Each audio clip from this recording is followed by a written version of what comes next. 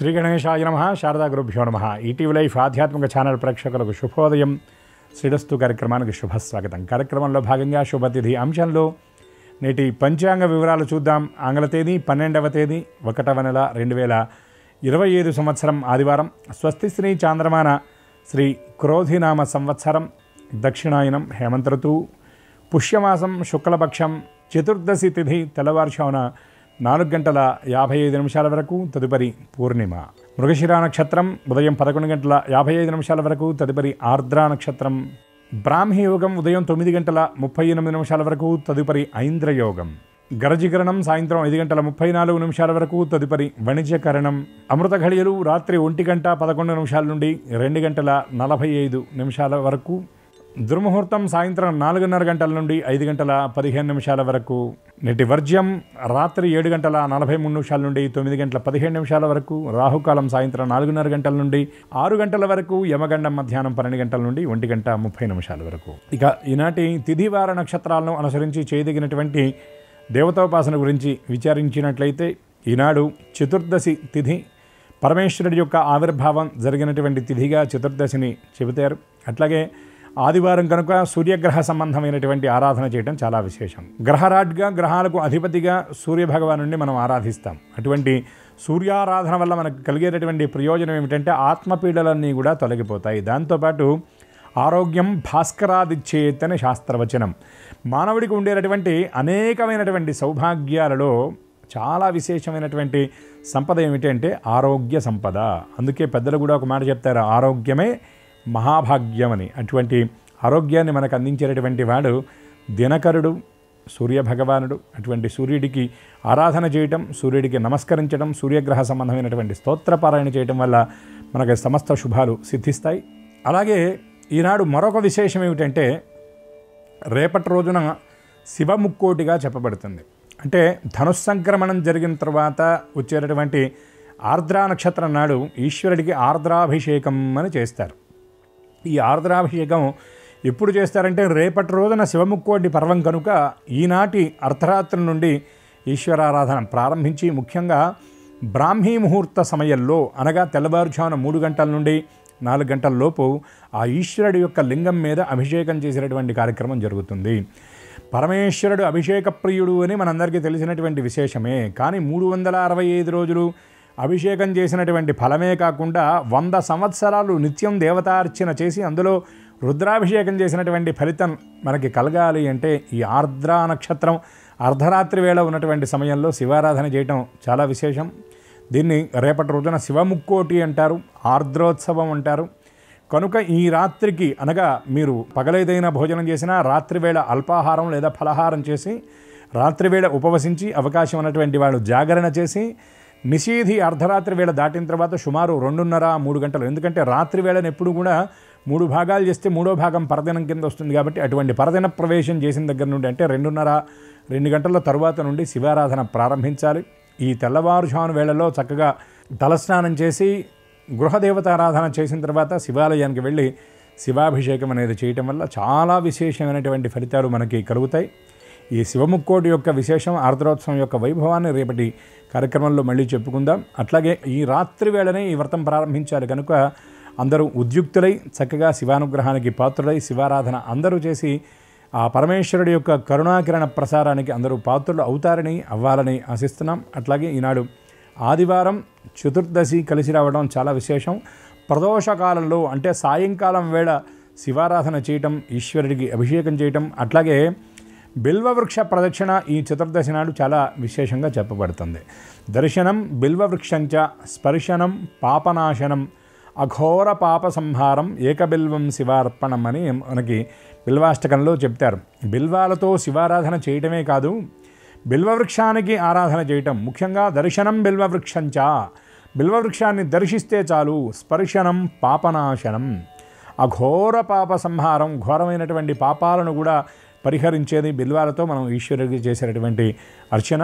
అట్లాగే లక్ష్మీదేవి నిరంతరం వసించేటటువంటి స్థానాలు మనకి సంప్రదాయంలో కొన్ని చెప్పబడుతున్నాయి. వాటిల్లో శ్రీవృక్షం అంటారు బిల్వవృక్షాన్ని. ఆ బిల్వవృక్షంలో నిరంతరం కూడా లక్ష్మీదేవి వసిస్తుంది. అందుకే బిల్వంలో మనం ప్రతి బిల్వం నుండి వచ్చేటటువంటి ఆ బిల్వ వృక్షం నుండి వచ్చేటటువంటి ప్రతి దానిని మనం వినియోగిస్తాం. ఉదాహరణకి బిల్వ ఫలాలు ఏవైతే ఉన్నాయో అవి వైద్యానికి చాలా ఉపయోగపడతాయి. ఔషధీ గుణాలు ఉన్నటువంటి బిల్వ ఫలాలు, ఆ బిల్వ ఫలాలతో హోమం చేస్తారు. పూర్వకాలంలో ఆ బిల్వ ఫలం లోపల ఖాళీ అయిన తర్వాత దాంట్లో విభూతి కూడా పోసుకుంటారు. మామూలుగా పెట్టుకునేటటువంటి విభూతి కంటే ఆ బిల్వ ఫలంలో నుండి పోసినటువంటి విభూతికి ఇంకా రెట్టింపు ఫలితం ఉంటుందని శాస్త్రవచనం. అట్లాగే బిల్వ దళాలు కూడా ఈశ్వరారాధన చేసిన తర్వాత శివనిర్మాల్యాన్ని నీళ్లలో వేసి ఆ జలాన్ని గనక స్నానం చేసినా, ఆ జలాన్ని తీర్థంగా పానం చేసినా కూడా చాలా విశేషమని, ముఖ్యంగా చర్మ సంబంధమైనటువంటి వ్యాధులన్నీ కూడా ఆ బిల్వ జలగ్రహణం వల్ల తొలగిపోతాయని శాస్త్రవచనం. అట్లాగే ఆ బిల్వం యొక్క ఆ కాండాలు, ముళ్ళుండేటటువంటి ఆ కాండాలు కూడా గృహం యొక్క పైభాగంలో పెడతారు. ఎందుకంటే సమస్త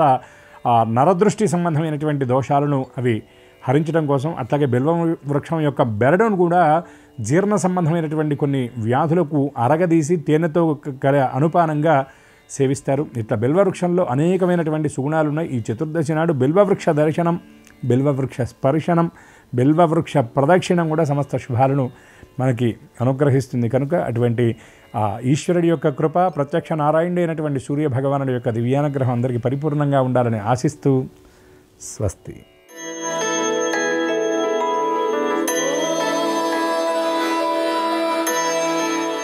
ఈటీవీ లైఫ్ ఆధ్యాత్మిక ఛానల్ ప్రేక్షకులందరికీ నమస్కారం. శ్రీరస్తు కార్యక్రమంలో గ్రహయోగం అంశానికి స్వాగతం. ఈనాటి గ్రహయోగం అంశంలో మేషాది ద్వాదశ రాశుల వారికి కలిగే శుభ అశుభ ఫలితాలని, అవసరమైన సందర్భాల్లో ప్రత్యామ్నాయ మార్గాలని తెలుసుకుంటారు. అంతేకాక ఏ రాశి వారికి ఏ దిక్ప్రయాణం లాభకరంగా ఉంటుందో, ఏ రాశి వారికి ఏ దైవ దర్శనం సంపూర్ణమైన శుభ ఫలితాలని ఇవ్వబోతుందో, ఏ రాశి వారు ఏ రంగు దుస్తుల్ని ధరించినట్లయితే సకల కార్యాలు నిర్విఘ్నంగా పూర్తి అవుతాయో, ఏ రాశి వారికి ఏ సంఖ్య నేటికి మాత్రం అనుకూలంగా పరిణమించబోతోందో ఆ విశేషాల్ని కూడా క్రమంగా తెలుసుకుంటారు. ముందుగా నేటి పంచాంగం.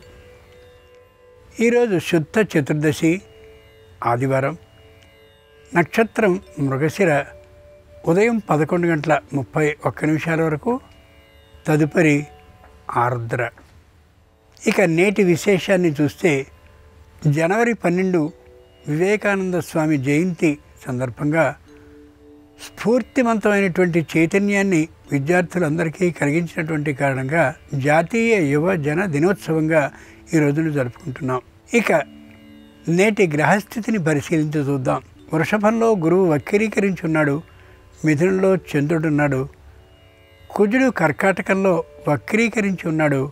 కన్యలో కేతు ఉన్నాడు. ధనుస్సులో రవి బుధులు ఉన్నారు. కుంభంలో శుక్ర శనులు ఉన్నారు. మీనంలో రాహు ఉన్నాడు.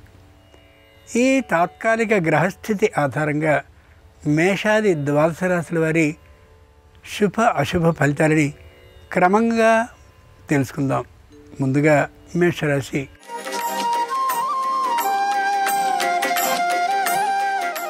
ఈరోజు మేషరాశి వారి ఫలితాలని పరిశీలించి చూస్తే కుటుంబంలో తాత్కాలికమైనటువంటి చికాకులు వచ్చే అవకాశం ఉంది. సర్దుకుపోవడం అవసరం తప్ప వాద ప్రతివాదాలను చేయడం సరికాకపోవచ్చు. కొత్తదైనటువంటి ఆర్థికమైన స్థిరమైన ఆస్తిని కొనాలి అనే ఆలోచన ఏమాత్రం కలిగించుకోకుండా ఉండడం ఈ రోజుకి అవసరం. పై ఉద్యోగులకి, క్రింద పనిచేసే ఉద్యోగులకి, అలాగే తమతో పనిచేసే సహచర ఉద్యోగులతో ఏవైనా వాద ప్రతివాదాలు కానీ వచ్చేటట్టయితే, వస్తాయనే అభిప్రాయం ఉన్నట్లయితే మౌనంగా ఉండడం లేదా లౌక్యంగా ఆ పరిస్థితి రాకుండా తప్పించుకోవడం అవసరం. ఆదివారం సందర్భంగా మేషరాశి వారు సూర్యుడిని పూజించి పాయసాన్ని నైవేద్యంగా సమర్పించినట్టయితే వ్యాపార అభివృద్ధి ఉంటుంది. తూర్పు దిక్కు ప్రయాణం అనుకూలం. కలిసొచ్చే రంగు ఎరుపు. అదృష్ట సంఖ్య 9.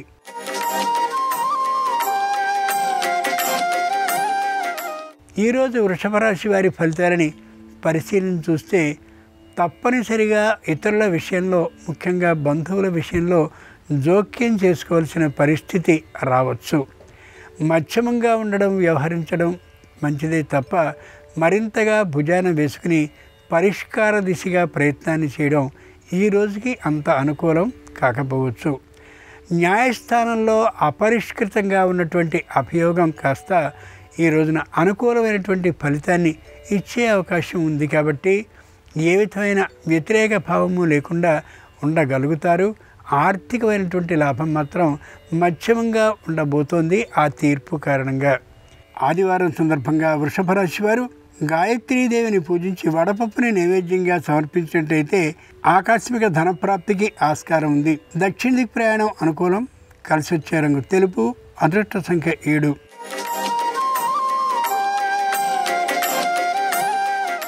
ఈరోజు మిథున రాశి వారి ఫలితాలని పరిశీలన చూస్తే పై అధికారులు వీరి అభిప్రాయానికే గౌరవ ప్రాముఖ్యాలని ఇచ్చే అవకాశం గోచరిస్తోంది. విదేశాలకి లేదా స్వదేశంలోనే మరింత దూర ప్రయాణాన్ని చేసినటువంటి వారికి తప్పక తిరుగు ప్రయాణం ఈరోజు ప్రారంభం కావచ్చు. మంచి ఆనంద భారంతో తిరిగి ఇళ్ళకి వచ్చే అవకాశం గోచరిస్తోంది. ముఖ్యంగా ఆర్థికమైనటువంటి ఆదాయం పెద్దగా లేకపోయినప్పటికీ కూడా అనారోగ్యానికి సంబంధించినటువంటి అవకాశం ఉంది కాబట్టి ఆర్థికమైనటువంటి పొదుపుతనాన్ని పాటించడం అవసరం. చేతిలో సొమ్ముని కూడా ఉంచుకోవడం కూడా అవసరం.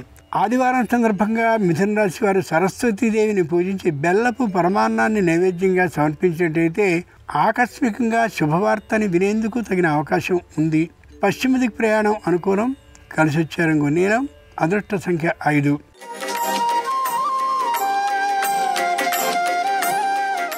ఈరోజు కర్కాటక రాశి వారి ఫలితాలని పరిశీలన చూస్తే మాటలో మెత్తతనం ఉంటుంది.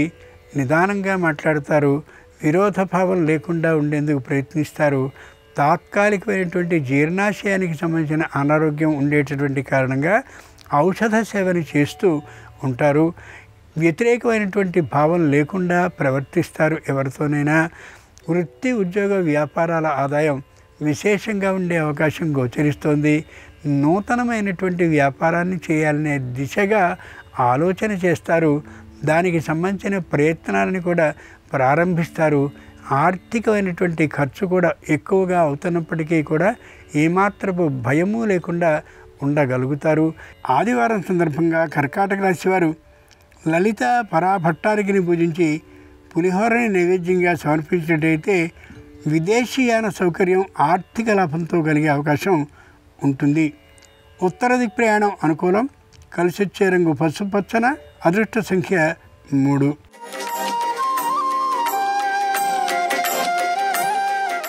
ఈరోజు సింహరాశి వారి ఫలితాలని పరిశీలన చూస్తే ప్రగల్భాలు పలకకూడదనేటువంటి ఆలోచనకి వస్తారు.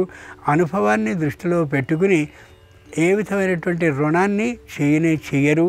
పైగా ఇంతకు ముందు చేసినటువంటి రుణాన్ని ప్రణాళికాబద్ధంగా తీర్చేటటువంటి ఓ విధానాన్ని ఏర్పాటు చేసుకుని కుటుంబ సభ్యులందరూ కూడా దానికి అనుకూలించే తీరులో అందరినీ ఉండేలాగా ఓ కట్టుబాటుని చేయగలుగుతారు. ఆప్తులు, బంధువులు, కుటుంబ సభ్యులు అందరూ కూడా కలిసిమెలిసి ఉండేటటువంటి కారణంగా రాబోయే పండుగ సందర్భంగా చక్కని వాతావరణాన్ని ఏర్పాటు చేసుకోగలుగుతారు. దైవానికి సంబంధించినటువంటి తీర్థయాత్రల్ని అలాగే పుణ్య నదీ స్నానాల్ని చేయాలని భావిస్తారు. కానీ తాత్కాలికమైనటువంటి అనారోగ్య భావం కారణంగా దూరభార ప్రయాణాలని చేయలేకపోతారు. ఆదివారం సందర్భంగా సింహరాశి వారు హయగ్రీవుని పూజించి దధ్యోదనాన్ని నైవేద్యంగా సమర్పించినట్టయితే నూతన పదవి లాభం కలిగే అవకాశం ఉండొచ్చు. ఈశాన్య దిక్ ప్రయాణం అనుకూలం. కలిసి వచ్చే రంగు తెలుపు. అదృష్ట సంఖ్య 1.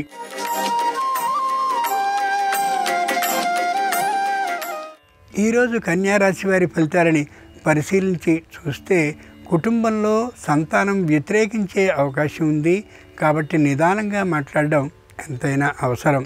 వృద్ధులు, అనారోగ్యవంతులు అయినటువంటి తల్లిదండ్రుల్లో తాత్కాలికమైనటువంటి ఔషధ సేవ అవసరమయ్యేటటువంటి కారణంగా ఆర్థికంగా నిల్వ చేసుకోవడం, పొదుపుని పాటించడం అత్యవసరం. దూరభార ప్రయాణాలు ఏమాత్రము ఉండవు. అయితే ప్రయాణించవలసినటువంటి దూరమైనా సరే సొంతంగా వాహనాన్ని నడపడం కాకుండా నడిపేటటువంటి వ్యక్తిని ఒకరిని ఏర్పాటు చేసుకోవడం శ్రేయస్కరం. దైవ క్షేత్ర యాత్రల్ని, పుణ్యనది స్నానాల్ని చేయాలని ఆలోచించేటువంటి సందర్భంలో తగినటువంటి ఏర్పాట్లను చేసుకోవడం, తోడుగా ఒకరిని తీసుకువెళ్ళడం ఎంతైనా అవసరం. ఆదివారం సందర్భంగా కన్యారాశి వారు కుమారస్వామిని పూజించి పటిక బెల్లాన్ని నైవేద్యంగా సమర్పించినట్లయితే నూతన ఉద్యోగ ప్రాప్తి ఉంటుంది. ఆగ్నేయ దిక్ ప్రయాణం అనుకూలం. కలిసి వచ్చే రంగు నలుపు. అదృష్ట సంఖ్య 5.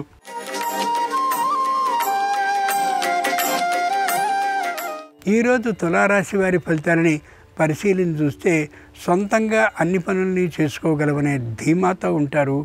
ఎవరి మాటని లెక్క చేసేటటువంటి పరిస్థితిలో ఉండరు. అహంకార భావం మరింతగా గోచరిస్తూ ఉంటుంది.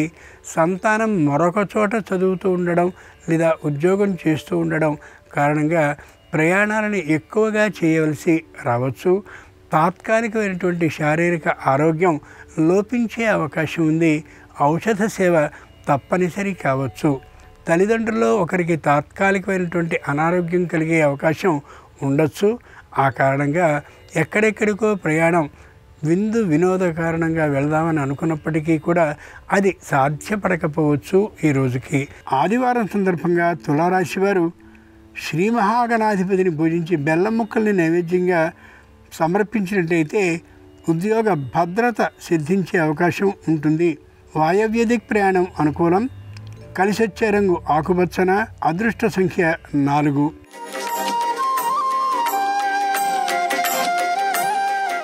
ఈరోజు వృశ్చిక రాశి వారి ఫలితాలని పరిశీలించి చూస్తే తామే స్వయంగా నిర్ణయాన్ని చేసుకుని గృహాన్ని కొనుక్కోవాలనే ఆలోచనకు వస్తారు.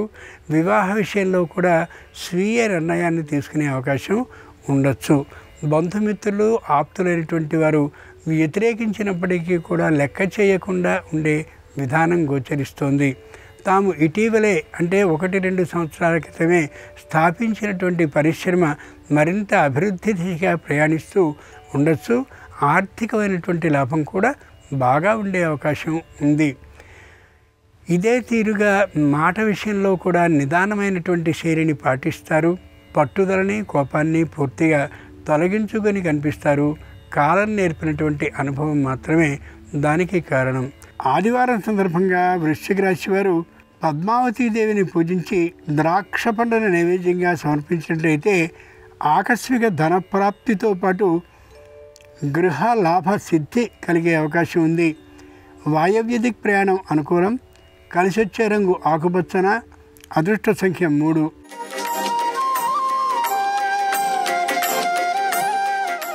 ఈరోజు ధనురాశి వారి ఫలితాలని పరిశీలించి చూస్తే పట్టుదల భావం మరింతగా పెరుగుతూ ఉంటుంది. అయినటువంటి వారితో కూడా విరోధ భావాన్ని కలిగి ఉంటారు. ఏ పని తనది కావడం లేదనే నిరుత్సాహ భావంతో విశేషమైనటువంటి చికాకుతనంతో ఉండే అవకాశం గోచరిస్తుంది. సంతానానికి సంబంధించిన విద్యా విధానానికి విద్యా అభ్యాసానికి విశేషంగా శ్రమిస్తూ విశేషంగా ఖర్చు చేస్తూ కూడా కనిపించవచ్చు. నూతనంగా గృహాన్ని కొనుక్కోవాలని అనేకమైనటువంటి ప్రయత్నాలని చేస్తారు, కానీ ఏ ఒక్కటి ఫలించకపోవచ్చు. అంతేకాక రుణాన్ని తీసుకోవాలని ప్రయత్నించినప్పటికీ కూడా రుణం లభించకపోవచ్చు. ఈ కారణంగా మానసికమైనటువంటి వేదనకి గురి అవుతూ ఉండొచ్చు. ఆదివారం సందర్భంగా ధనురాశి వారు లక్ష్మీదేవిని పూజించి అరటి పండ్లను నైవేద్యంగా సమర్పించినట్లయితే రుణాలన్నీ తొలగిపోవడమే కాకుండా ఇంతకు ముందు తామిచ్చినటువంటి రుణాలు సుఖంగా తిరిగి వచ్చే అవకాశం గోచరిస్తోంది. ఉత్తర దిక్ ప్రయాణం అనుకూలం. కలిసి వచ్చే రంగు తెలుపు. అదృష్ట సంఖ్య 8.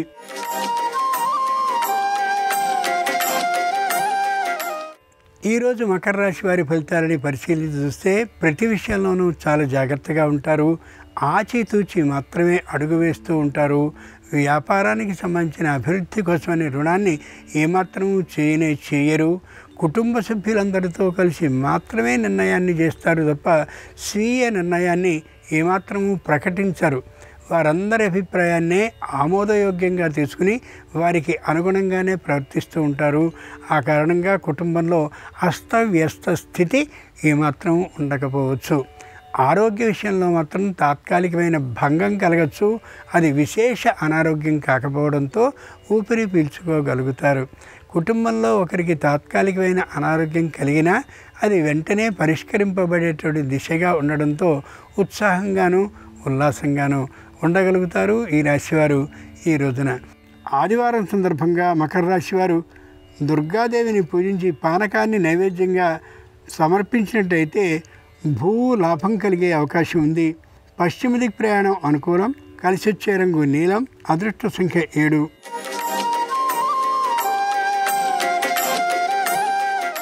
ఈరోజు కుంభరాశి వారి ఫలితాలని పరిశీలించి చూస్తే ఏ విషయంలోనూ కూడా స్వీయ నిర్ణయానికి ప్రాధాన్యాన్ని ఇయ్యరు.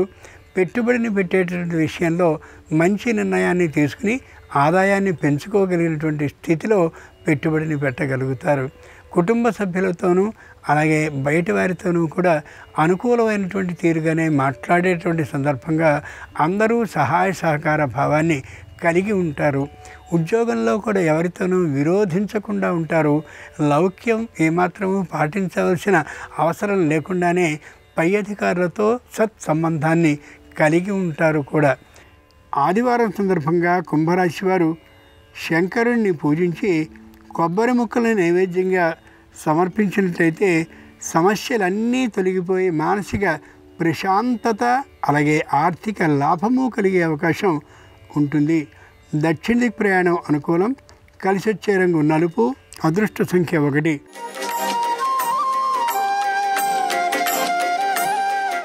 ఈరోజు మీనరాశి వారి ఫలితాలని పరిశీలించి చూస్తే చక్కని ఆదాయ మార్గాల్ని ఎంచుకుంటారు.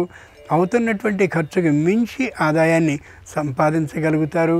అన్నిటికీ మించి తమ మీద విశ్వసనీయతని కలిగి ఉండేలాగా చక్కనైనటువంటి మాటలతో ఆ వృత్తి విధానాన్ని పెంపొందించుకోగలుగుతారు కూడా. వ్యాపారంలో ఆదాయం మధ్యమంగా ఉన్నప్పటికీ కూడా తాము చేస్తున్నటువంటి వృత్తిపరమైనటువంటి ఆదాయం విశేషంగా ఉండేటటువంటి కారణంగా పరమ ధైర్యంగా ఉండగలుగుతారు. తమకి సంబంధించినటువంటి స్థిరమైన ఆస్తులు ఏమున్నాయో అవి ఏ విధంగానూ ఇతరుల చేత ఆక్రమింపబడకుండా ఉండేలా అన్ని కట్టుదిట్టాలని చేసుకోగలుగుతారు. ఆదివారం సందర్భంగా మీనరాశి వారు శ్రీవీర వెంకట సత్యనారాయణ స్వామి వారి వ్రతాన్ని కానీ చేసుకున్నట్లయితే గోధుమ రవ్వ ప్రసాదంగా సమర్పించినట్లయితే న్యాయస్థానంలో విజయంతో పాటు ఆర్థిక లాభం కూడా కలిగే అవకాశం ఉంటుంది. తూర్పు దిక్కు ప్రయాణం అనుకూలం. కలిసి వచ్చే రంగు ఎరుపు. అదృష్ట సంఖ్య 2. ఇవి ఈనాడు ద్వాదశ రాశుల వారికి కలిగే శుభ అశుభ ఫలితాలు. ఆదివారం అయినటువంటి సందర్భంగా ప్రత్యక్ష భగవానుడైనటువంటి సూర్యభగవాన్ని సంపూర్ణ అనుగ్రహం ఇటు ఆరోగ్యపరంగానూ అటు బుద్ధిపరంగానూ ఉండాలని ఆ భగవంతుణ్ణి ప్రార్థిస్తూ స్వస్తి. నమస్కారం. ఆంగ్ల నూతన సంవత్సరం 2025 సంవత్సరంలో అదృష్టము ఐశ్వర్యము కలిసి రావటానికి, జాతక దోష తీవ్రతను తగ్గింపజేసుకోవటానికి ధనుసు రాశిలో జన్మించిన వాళ్ళు ఎలాంటి పరిహారాలు పాటించాలో నేటి పరిష్కారాలు అనే అంశంలో పరిశీలిద్దాం. ప్రధానంగా 2025 సంవత్సరం మార్చి 30వ తేదీ వరకు ధనుసు రాశి వాళ్ళకి శని భగవానుడు విశేషంగా యోగిస్తున్నాడు. అప్పటి వరకు శని భగవానుడికి సంబంధించి ఎలాంటి పరిహారాలు పాటించాల్సిన అవసరం లేదు. అయితే మార్చి 30వ తేదీ తర్వాత శని సంచారంలో మార్పు జరిగి శని మీనరాశిలోకి ప్రవేశిస్తున్నాడు. కాబట్టి మార్చి 30 తర్వాత నుంచి ధనుసు రాశి వాళ్ళకి అర్ధాష్టమ శని దోషం ప్రారంభమవుతుంది. ఈ అర్ధాష్టమ శని దోష తీవ్రతను తగ్గింపజేసుకోవాలంటే ధనుసు రాశి వాళ్ళు శనివారం పూట రావి చెట్టు దగ్గరకు వెళ్ళి ఒక మట్టి ప్రమిదలో నువ్వుల నూనె పోసి 8 ఒత్తులు వేసి దీపాన్ని వెలిగించాలి. రావి చెట్టుకు 8 ప్రదక్షిణలు చేయాలి. ఇలా కనీసం 4 శనివారాలు చేస్తే అర్ధాష్టమ శని దోషం తొలగిపోతుంది. అలాగే శనివారం పూట వీలైనప్పుడల్లా ధనుసు రాశి వాళ్ళు నువ్వులతో తయారు చేయబడిన పదార్థాలు ఎవరికైనా పంచిపెట్టడం ద్వారా కూడా అర్ధాష్టమ శని దోష తీవ్రతను తగ్గింపజేసుకోవచ్చు. సకల దేవతా స్వరూపమైన గోమాతకు నువ్వులు బెల్లం కలిపి ఆహారంగా తినిపించడం ద్వారా కూడా అర్ధాష్టమ శని దోష తీవ్రతను తగ్గింపజేసుకోవచ్చు. అలాగే 2025 మే 15వ తేదీ వరకు ధనుసు రాశి వాళ్ళకి గురుబలం లేదు. గురువు 6వ స్థానంలో సంచారం చేస్తున్నాడు. గురుబలం లేదు కాబట్టి వృత్తిపరంగా ఇబ్బందులు ఉంటాయి, ధనపరంగా సమస్యలు ఉంటాయి. 6వ స్థానంలో గురువు సంచారం వల్ల వచ్చే ఇబ్బందులు తొలగిపోవాలంటే ధనుసు రాశిలో జన్మించిన స్త్రీ పురుషులు గురువారం పూట నానబెట్టిన శనగల్లో కొద్దిగా పసుపు కలిపి గోమాతకు ఆహారంగా తినిపిస్తూ ఉండాలి. ఇలా 9 గురువారాలు చేస్తే 6వ స్థానంలో గురువు సంచారం వల్ల వచ్చే ఇబ్బందుల నుంచి బయటపడవచ్చు. అలాగే ప్రతిరోజు చిటికెడు పసుపు స్నానం చేసే నీటిలో కలుపుకొని ఆ నీళ్లతో స్నానం స్నానం చేయాలి. దీనివల్ల గురుబలం పెరుగుతుంది. అయితే మే 15 తర్వాత గురువు సప్తమంలో సంచారం చేస్తున్నాడు కాబట్టి గురుబలం ఉంటుంది. కాబట్టి మే 15 తర్వాత నుంచి గురువుకు సంబంధించి ఎలాంటి పరిహారాలు పాటించాల్సిన అవసరం లేదు. అలాగే ధనుస్సు రాశి వాళ్ళకి ప్రస్తుతం రాహువు ఈ సంవత్సరంలో మే 17వ తేదీ వరకు విశేషంగా యోగిస్తాడు. మే 18 తర్వాత రాహు సంచారంలో మార్పు జరుగుతోంది. ఈ రాహు సంచారంలో మార్పు అనేటటువంటిది ధనుస్సు రాశి వాళ్ళకి చాలా వరకు ఉత్తమ ఫలితాలనే కలిగింపజేస్తుంది. మే 18 వరకు రాహు కొద్దిగా ఇబ్బంది పెడుతున్నాడు కాబట్టి రాహుదోషం పోవటానికి ఆదివారాలు శివలింగానికి తేనెతో అభిషేకం చేసుకుంటూ ఉండాలి. కానీ మే 18 తర్వాత నుంచి ధనుస్సు రాశి వాళ్ళకి రాహు తృతీయంలో యోగిస్తున్నాడు కాబట్టి రాహు పరిహారాలు పాటించాల్సిన అవసరం లేదు. అలాగే కేతు సంచారం తీసుకుంటే ధనుస్సు రాశి వాళ్ళకి మే 18వ తేదీ తర్వాత నుంచి కేతువు భాగ్యస్థానంలో ఉండి ఆకస్మిక సమస్యలు ఇస్తాడు కాబట్టి ఆ దోషాలు తొలగింపజేసుకోవటానికి మంగళవారం పూట శునకాలకు ఆహారం వేస్తూ ఉండాలి. ఈ పరిహారాలు పాటించినట్లయితే జాతక దోష తీవ్రతను తగ్గింపజేసుకోవచ్చు. సంవత్సరం మొత్తం కూడా 2025లో ధనుస్సు రాశి వాళ్ళు అదృష్టాన్ని ఐశ్వర్యాన్ని సిద్ధింపజేసుకోవచ్చు. అలాగే రేపు భోగి పర్వదినం. ఈ సందర్భంగా ఎలాంటి పరిహారాలు పాటిస్తే సమస్త శుభాలను సిద్ధింపజేసుకోవచ్చు, రేపటి పరిహారాలు పరిష్కారాలు అనే అంశంలో పరిశీలిద్దాం. నమస్కారం. ఈ కార్యక్రమాన్ని తిరిగి చూడాలనుకుంటే www.youtube.com/@ETV Life Spiritual లో చూడవచ్చు.